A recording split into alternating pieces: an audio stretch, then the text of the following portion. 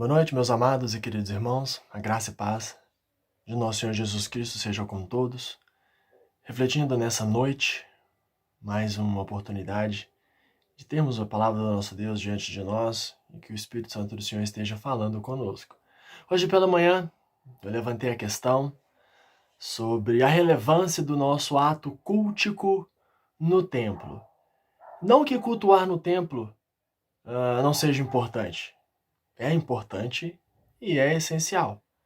Nós nascemos para cultuar a Deus, a pessoa de nosso Senhor Jesus Cristo, pelo Espírito Santo que nos foi dado, porque os adoradores o adoram em espírito e em verdade, e ainda mais em comunhão. E o templo é uma bênção, um presente de Deus, para a gente cultuá-lo. Então é importante, é relevante, é extremamente essencial. A questão é, o culto que temos prestado tem agradado a Deus? O culto que nós temos dedicado, que nós temos o privilégio de entoar, de dedicar, de consagrar a Ele, tem agradado ao Senhor nosso Deus?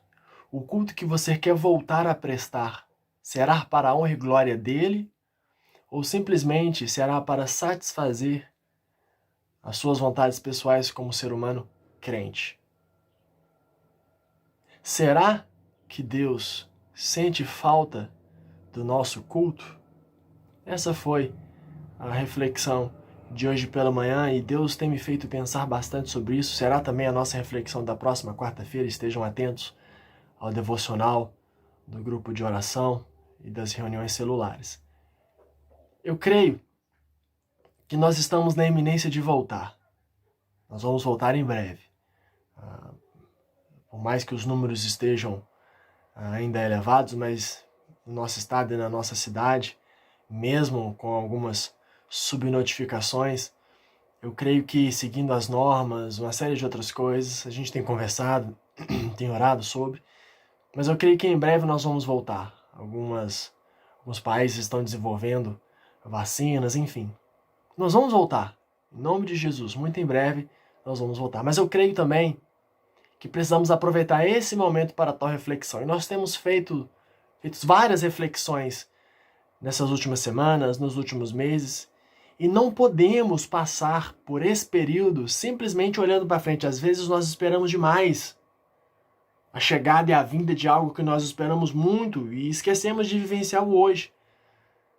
Esquecemos de aproveitar o agora. Que nós possamos ver esse momento como uma oportunidade de crescimento, uma oportunidade de desenvolvimento, ainda que as coisas não estejam como nós gostaríamos que estivesse.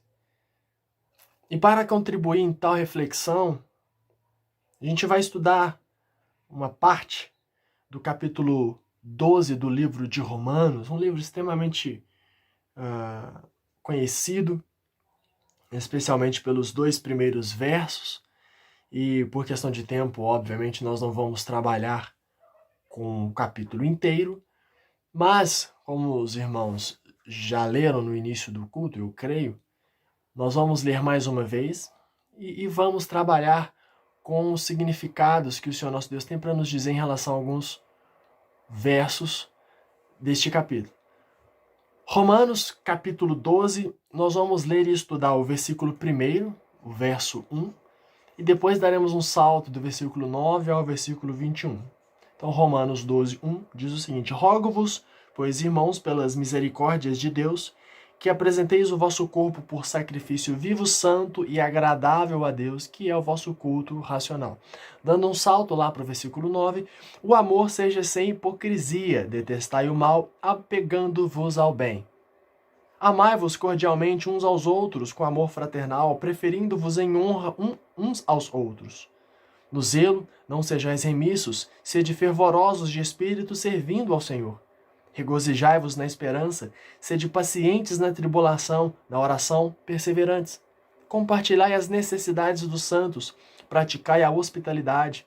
Abençoai os que vos perseguem, abençoai e não amaldiçoeis. Alegrai-vos com os que se alegram e chorai com os que choram. Tende o mesmo sentimento uns para com os outros. Em lugar de serdes orgulhosos, condescendei com o que é humilde, não sejais sábios aos vossos próprios olhos. Não torneis a ninguém mal por mal, versículo 17. Esforçai-vos por fazer o bem perante todos os homens. Se possível, quanto depender de vós, tende paz com todos os homens.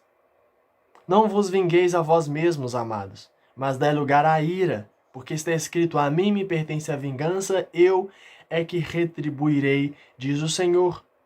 Pelo contrário, se o teu inimigo tiver fome, dá-lhe de comer, se tiver sede, dá-lhe de beber, porque fazendo isto amontoarás brasas vivas sobre a sua cabeça. Não te deixes vencer do mal, mas vence o mal com o bem.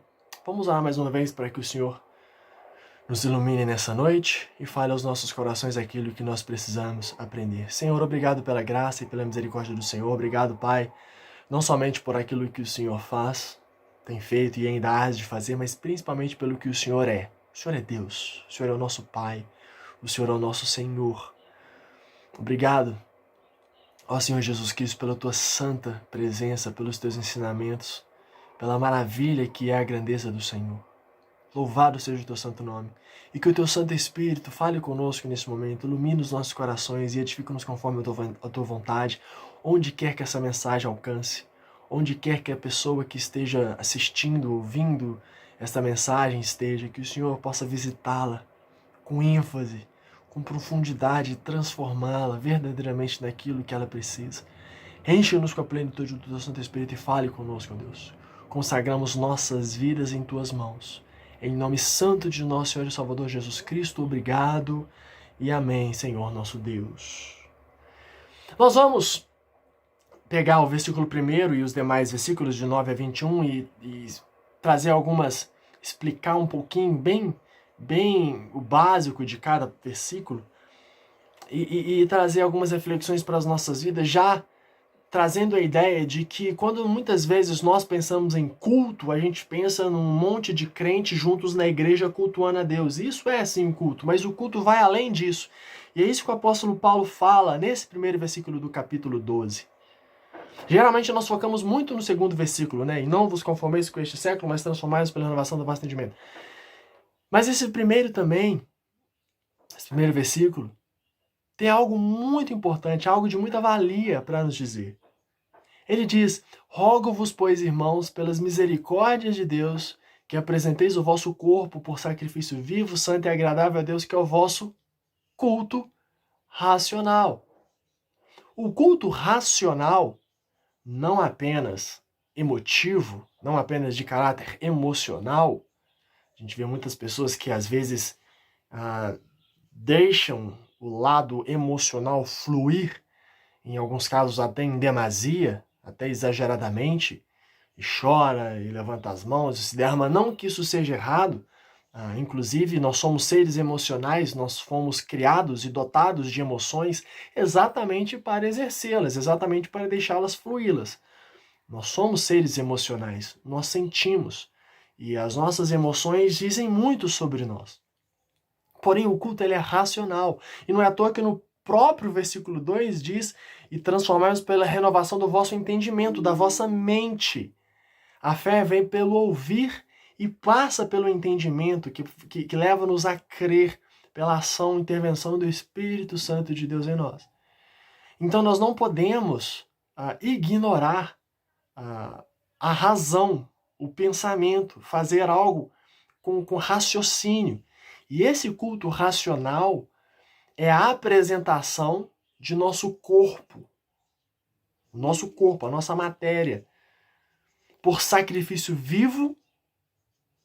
Os mortos não cultuam a Deus, nas palavras do rei Davi, não como nós cultuamos, temos o privilégio de cultuar nessa vida, santo, santificados por Deus e separados para Ele para vivermos isso. Não, o Senhor nosso Deus nos separou do mundo para vivermos exclusivamente para Ele, e agradável a Deus. E aqui ele está estendendo não somente a questão templária, a questão do templo, a questão do prédio, nos nossos dias de hoje a questão do endereço, né, do nosso CPF, do CNPJ, mas para a nossa vida como um todo, e é isso que nós precisamos entender. O culto que nós prestamos e entoamos a Deus vai além disso. Eu costumo dizer, algumas vezes, quando nós finalizamos o culto no templo, eu costumo dizer que o culto ele não termina ali, no boa noite, que Deus vos abençoe, dê uma ótima semana para todos, geralmente também com um abraço, né? Peço para os irmãos abraçarem uns aos outros e se despedirem agora na pandemia, e quando a gente voltar, obviamente o abraço vai estar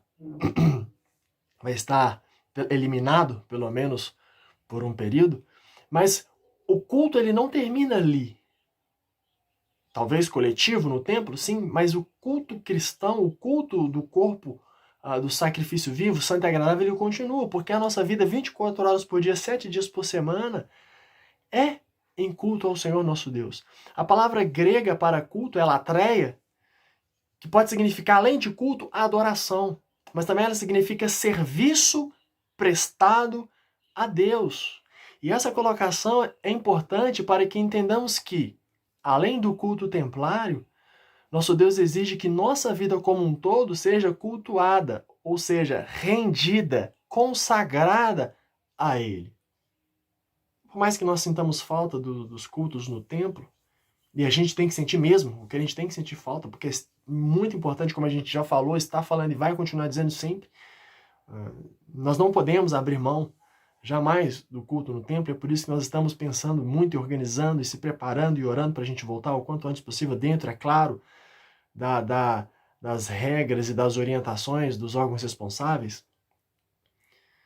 Mas a gente precisa entender que o culto a Deus é a nossa vida como um todo. Começa na nossa cama, quando a gente está dormindo e acorda, passa pelo momento do nosso escovar os dentes, tomar um banho, café da manhã, trabalho, momento familiar, onde quer que estejamos, estamos cultuando a Deus. Além do versículo 2, os versículos 3 a 8 tratam das questões da unidade no que diz respeito aos dons espirituais. Para a gente, na passagem, não é relevante, mas esses versículos 3 a 8 trabalham muito a questão da igreja, do corpo em si, principalmente dos membros da igreja, da comunidade. Mas vamos focar do 9 em diante, porque o 9 em diante fala de questões práticas e ainda dentro do mesmo capítulo trabalha essa questão do culto. Como o crente deve portar fora e dentro do culto. E ele fala no versículo 9, o amor seja sem hipocrisia, detestai o mal, apegando-vos ao bem. A gente vai pegar algumas lições importantes e umas breves explicações sobre esses versículos. O amor sincero e não fingido é essencial. Amor sincero e não fingido.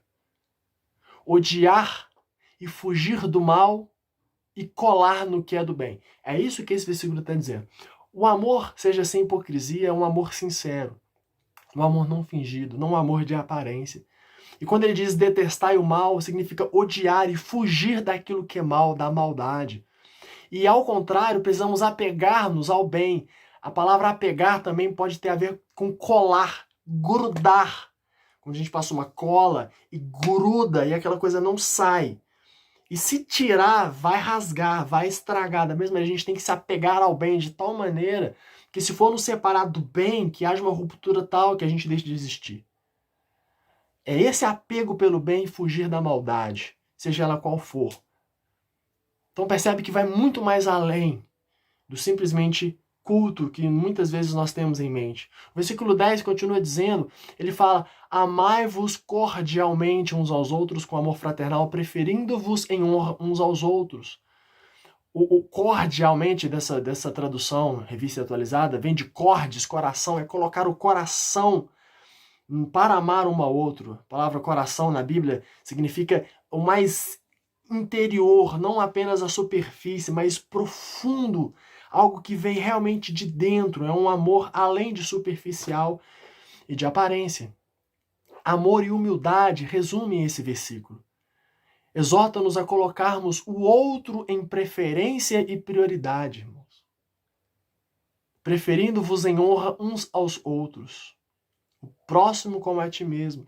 Imagina um mundo com isso realmente na prática. Nesse mundo de polarizações, de divisões, de politizações, de que muitos estão buscando os seus próprios interesses ou os interesses do seu grupo particular. Imagina um mundo em que a gente coloque o outro preferindo em honra a nós mesmos, colocar o outro como prioridade. Sincera, verdadeira. Imagina um mundo assim. Imagina uma igreja assim. Imagina uma família assim. Agora imagina um casamento assim. Percebe como vai além do culto templário? Acontece que no templo nós nos esforçamos para sermos assim. E infelizmente muitos falham. Será que esse esforço ocorre também em outros lugares? De amar fraternalmente, com o coração, o nosso próximo? De preferir o outro, de dar a honra em preferência a ele do que a mim mesmo? Avançando para o versículo 11, o apóstolo Paulo diz: no zelo não sejais remissos, sede fervorosos de espírito, servindo ao Senhor. Significa levar com seriedade o cuidado das coisas de Deus. É servi-lo com excelência. Ser fervoroso de espíritos para servir a Ele, com uma paixão tremenda, com um amor profundo, com um desejo fervoroso. Essa é a expressão, fervor com fogo intenso. Será que os ministérios são apenas os da igreja, instituição? Porque o versículo diz, né? No zelo não sejais remissos, a palavra zelo aqui tem a ver com diligência, com as coisas de Deus, e a continuação do versículo diz, sede fervorosos de espírito, servindo ao Senhor, fazendo a Ele. E aí eu levanto algumas perguntas. Como servimos ao Senhor? A gente consegue realmente servir a Deus? Pense comigo. Deus precisa que façamos algo para Ele? Pense em alguma coisa que você possa surpreender a Deus. Deus é onipotente, Deus é soberano, Deus é maravilhoso. Deus não precisa que façamos absolutamente nada para Ele. Ele não precisa. Ele quer que nos entregamos a Ele, que rendemos graças a Ele, que louvemos a Ele, que adoremos o Teu santo nome, que servimos a Ele, porque nós precisamos disso. Ele nos escolheu para fazermos isso. Mas como nós servimos a Deus?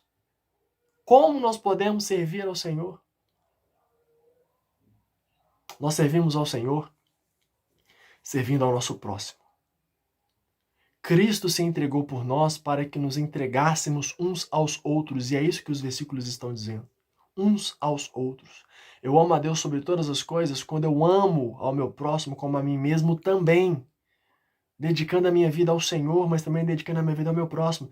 E sabe de uma coisa? Além dos ministérios na igreja, sua família é seu principal ministério, meu irmão e minha irmã. Sua família é seu principal ministério. Não que devamos ignorar os ministérios que nós temos na igreja. São importantes, mas o seu principal ministério é sua família. Seu trabalho e vizinhança são campos missionários. Sabia disso? Seus filhos são seus principais discípulos. Seus pais são autoridades de Deus em sua vida e que você precisa honrá-los e servi-los porque toda autoridade é dada por Deus. Percebe que vai além. Repito, servimos a Deus servindo ao próximo. Cristo se entregou por nós para que nos entregássemos uns aos outros. Pensemos nisso. Versículo 12, ele diz, regozijai-vos na esperança, sede pacientes na tribulação, na oração perseverantes. Regozijai-vos na esperança. Sua esperança está onde? Onde está a sua esperança? Tenho pensado e tenho orado, e às vezes eu confesso que a minha esperança está na ciência. Às vezes a minha esperança está numa vacina que eu espero que descubra semana que vem. E aí chega a vacina e vacina todo mundo e a gente volta talvez até a normalidade de antes. É claro que eu entendo que os protocolos para o funcionamento de uma vacina não são tão simples assim. Demoram meses, quiçá anos. Mas eu entendo. Porém, a minha esperança tem que estar em Deus. A minha esperança tem que estar no Senhor. Minha esperança não pode estar nas coisas desse mundo, porque as coisas desse mundo falhem. Eu posso estar botando a minha esperança numa vacina e o Senhor Jesus voltar antes. Então a minha esperança tem que estar no Senhor. A esperança citada aqui é a expectativa e confiança da obra de nosso Senhor Jesus. Obra essa que Ele está fazendo e que Ele fará, porque Ele está no controle. Amém, irmãos? Aleluia, glórias a Deus, Ele está no controle. Regozijai-vos na esperança, e quando nós temos essa esperança, a gente se alegra. Regozijar é ter uma alegria tremenda, profunda, porque a minha alegria, a minha esperança, ela não está naquilo que os homens são capazes de fazer, naquilo que os homens são capazes de organizar, naquilo que a estrutura, que o sistema humano é capaz de realizar. A minha esperança está no meu Senhor Jesus Cristo, que me salvou. A esperança da igreja está no seu cabeça, a esperança da noiva precisa estar no seu noivo. Devemos esperar mais ansiosamente, mais desejosamente pela volta, pela vinda maranata ao Senhor Jesus, pela vinda dele, do nosso mestre, do que por uma liberação, do que por uma vacina. Eu preciso ansiar pela presença, pela vinda, pela volta do meu Senhor Jesus, mais do que pelo desejo de voltar a ir para o cinema, frequentar teatro, ou de jogar futebol, por exemplo. Eu estava comentando com alguns conhecidos meus, amigos, que uma das coisas que eu estou sentindo mais vontade de fazer, além, é claro, de ver os meus irmãos, de estar na igreja, de estar no templo, de cultuar, é jogar futebol. Gosto muito. Porém, mais do que isso, eu tenho que desejar o meu Senhor Jesus. A minha esperança está nele, tem que estar nele, deve estar nele, e não em nada outra coisa deste mundo, nada mais. Você está passando por alguma tribulação? Quer uma palavra? Paciência, é o que o versículo diz. Sede pacientes na tribulação, passando pela tribulação, nós somos mais que vencedores. Seja paciente. Como está a sua vida de oração? Como você tem se disciplinado para ter uma vida de oração? O versículo diz, persevere, continue orando, buscando, está sentindo fraco, ore pedindo força. Está desesperançoso, clame pedindo esperança. Está em pecado, ore clamando perdão. Está com dificuldade de perdoar, ore para que o Senhor possa te guiar e te dar forças para perdoar. Persevere na oração, meu irmão e minha irmã. Versículo 13. Compartilhai as necessidades dos santos, praticai a hospitalidade. Obviamente, a hospitalidade tem a ver com nossas casas, os nossos lares. Precisa ser um ambiente de glória, honra e louvor ao Senhor nosso Deus. Em tempos de quarentena, compartilhe, compartilhar as necessidades dos santos. Compartilhe o que você tem com outros salvos em Jesus, em suas necessidades. Receba-os em casa quando solicitado e quando preciso. Olhe para a necessidade dos outros e não foque nas suas próprias necessidades. É claro que em tempos de quarentena esse verso deve ser contextualizado.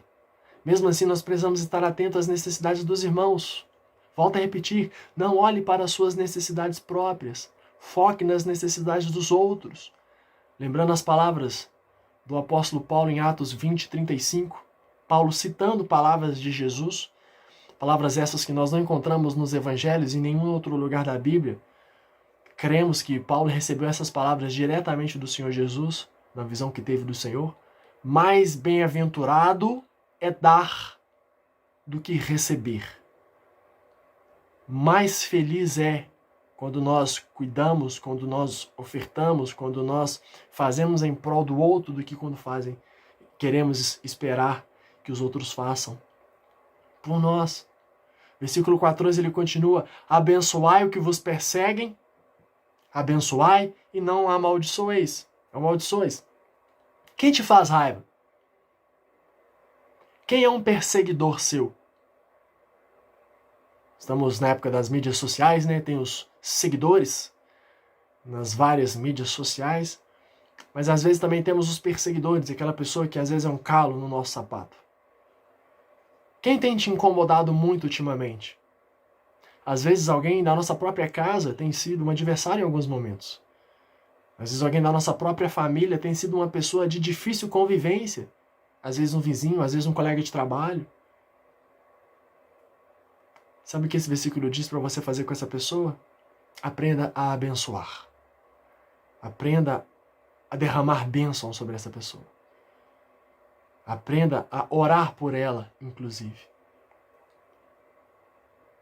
Verso 15. O apóstolo diz: alegrai-vos com os que se alegram e chorai com os que choram. O verdadeiro crente, para além de si mesmo, ele compartilha os sentimentos dos outros. Na alegria dos outros, ele se alegra também. Na tristeza dos outros, ele chora junto. Ele não é invejoso. Também não é evasivo. Ele também não se exime das suas responsabilidades, mas ele está sempre preocupado. Ele está sempre atencioso pelas necessidades do outro. Versículo 16. Tende o mesmo sentimento uns para com os outros. Ter o mesmo sentimento, ou como a versão NVI traduz, atitude. Essa palavra no grego, ela tem a ver não somente com aquilo que eu sinto por dentro, porque às vezes tem o mesmo sentimento, né? Eu posso sentir a mesma coisa, eu posso sentir um amor profundo por alguém, eu posso sentir uma gratidão profunda por alguém, mas eu posso não demonstrar nenhuma gratidão por essa pessoa. Eu ser grato por uma pessoa é uma coisa, eu demonstrar gratidão é outra. Então não é um sentimento que eu guardo simplesmente para mim, mas é um sentimento que me impulsiona a fazer algo. Por isso que a NVI traduz atitude. É algo que me empurra, que me impulsiona, que me motiva a fazer algo por alguém. E esse sentimento, essa atitude uns para com os outros, nos livra da hipocrisia e falsidade, porque eu trato as pessoas como iguais. Eu não trato os que eu gosto de um jeito e aqueles que eu sou menos simpático de outra maneira. Ou os inimigos de um jeito e os meus amigos do outro. É triste perceber como às vezes nós tratamos os de fora melhor do que tratamos os de dentro. Somos mais educados às vezes com quem é de fora e não somos educados com os próximos a nós. Então por isso nós temos que ter o mesmo sentimento, a atitude uns para com os outros. Em lugar de serdes orgulhosos, condescendei com o que é humilde, não sejais sábios aos vossos próprios olhos. Quantas vezes nós temos sido sábios, irmãos, aos nossos próprios olhos? Que a sabedoria em nós venha de Deus, o nosso Senhor. É preciso ser verdadeiro e humilde, seja diante de Deus, seja diante das pessoas. Versículo 17, ele diz: não torneis a ninguém mal por mal, esforçai-vos por fazer o bem perante todos os homens.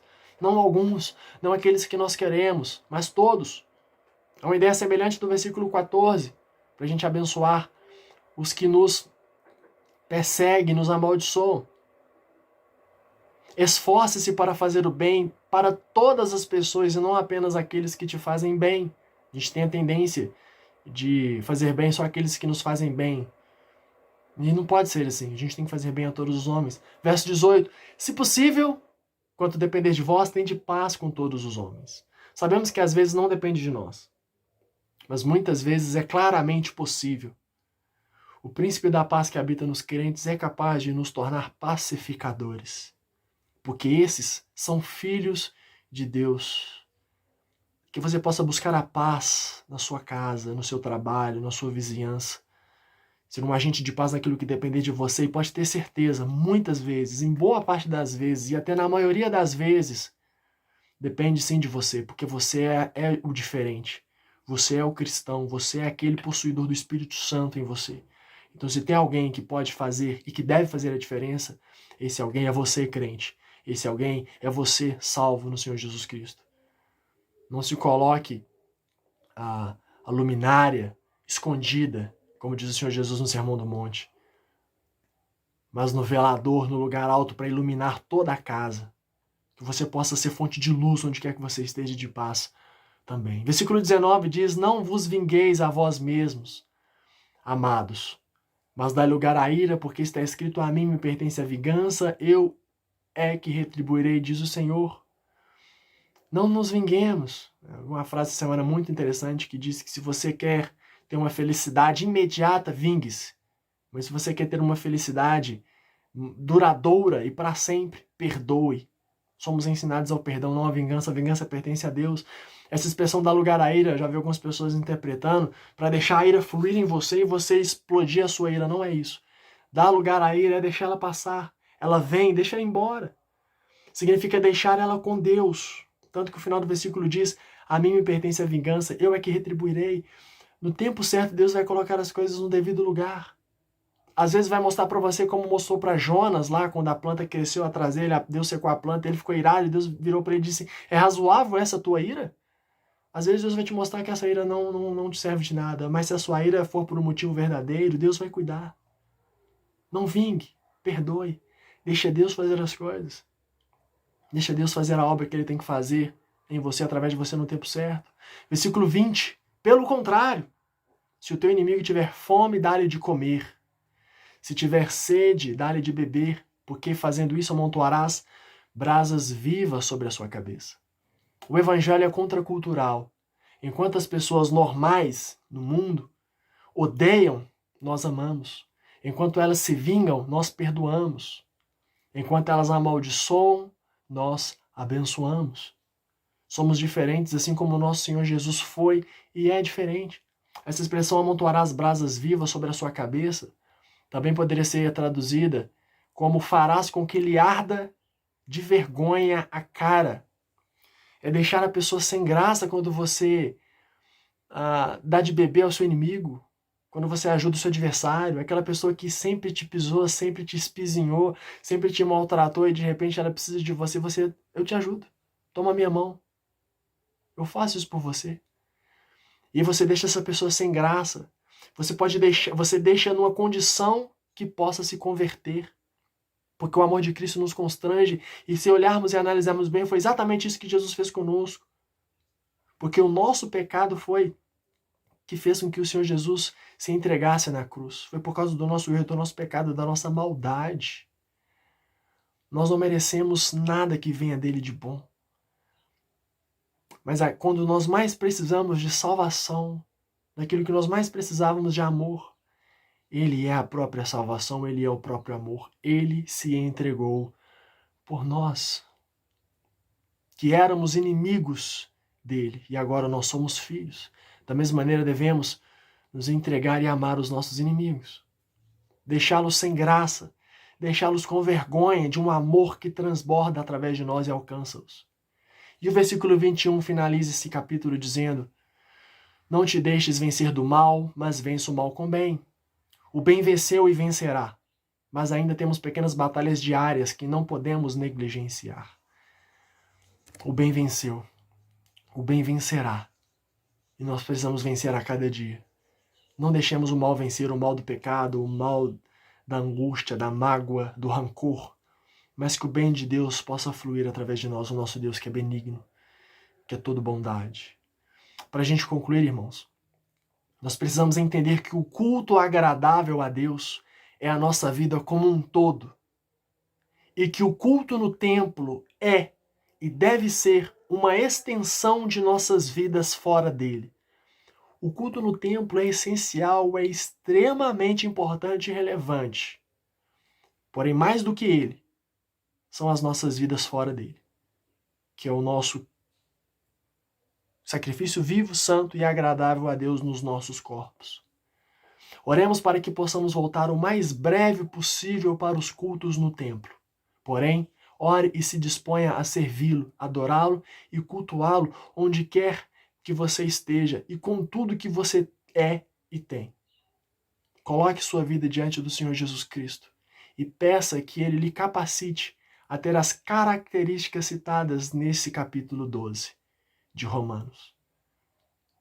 E também as características citadas em toda a Bíblia. Separe esse momento para fazer essas orações. Ore com a pessoa que está próxima a você. Ore por ela. Clame ao Senhor por ela, para que o Senhor a capacite a colocar essas características em práticas. E que ela possa orar por você. E que vocês sejam abençoados. Para a honra e glória de nosso Senhor Jesus Cristo. Obrigado, irmãos, e amém.